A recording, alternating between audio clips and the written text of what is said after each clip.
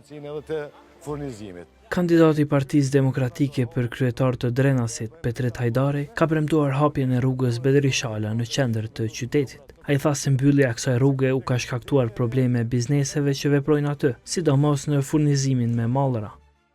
Ne qysh ditët e para do e hapum këtë rrugë dhe do e bëjmë të qarkullueshme.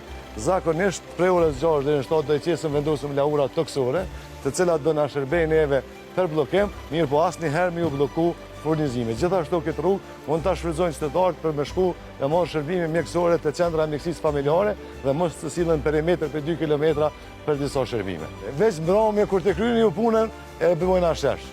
Uran Ismaili, kandidati PDK-s për kryetar të Prishtinës, gjatë një tubimi në fshatin Llukar, tha se të gjitha premtimet që i ka dhënë deri tash janë realiste. Nuk i duhet mbështetja nivelit qendror që të realizohen, e madje tha se nuk mund të bllokohen.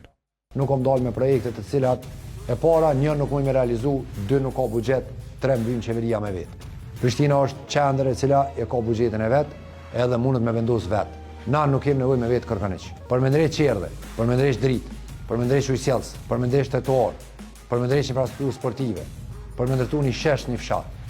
Pra gjitha këtu nuk kemi nevojë me vetë kërkan. Në një tubim tjetër në fshatin Vranidol, Ismaili tha se për 25 vjet, Prishtina është keq qeverisur dhe asnjëherë për këtë qerek shekulli, besimi qytetar nuk është kthyer në punë dhe mirëqenie për ta.